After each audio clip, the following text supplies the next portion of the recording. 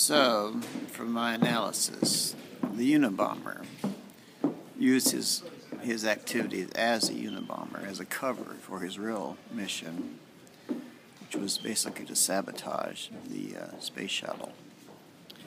He is responsible for the Challenger disaster and also the Columbia disaster, because he had the technical know-how, and also he was connected to, oddly enough, Howard Hughes, who evidently thought that he was going to build a spaceship that could leave the solar system, which is a big lie.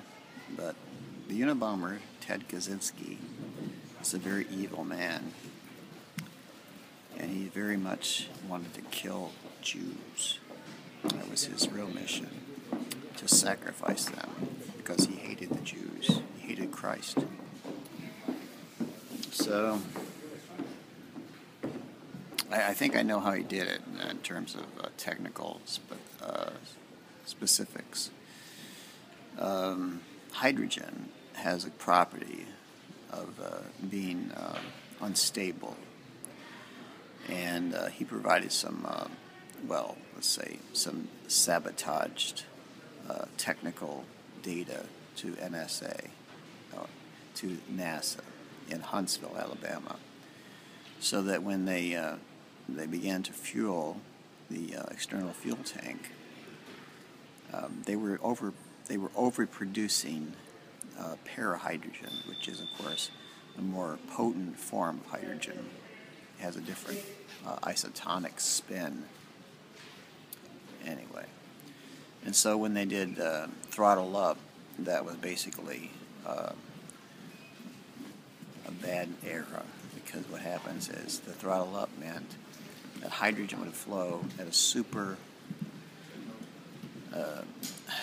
fast rate, and it would bottleneck, and then the pressure would go backwards and eventually explode. So that's what happened. He allowed the engineers and the technicians at NASA to fuel the rocket with hydrogen that was not appropriate for the mission. He's the cause of the disaster. He's the cause of astronaut Resnick, the teacher, all of them. They died because of Ted Kaczynski. And the reason he did it, because he knew if he just went ahead and tried to do the sabotage straightforward, he would be caught. So what he did instead is he sidetracked the authorities by engaging in the Unabomber activities, sending small explosive devices to people. But it was just a red herring. So the moral of the story is, really something should be done about him. I mean, something really severe. But I guess they can't. The ACLU and all those fucks. But I'm just telling you, it's clear to me now what he really did and what really happened and what really we face today. A world driven by anti-Semitic people, by haters, by people given over to the most vile kind of instincts. Actually, pure freaking beasts. Anyway, so here I am, the devil, speaking to you in clear, so you can know.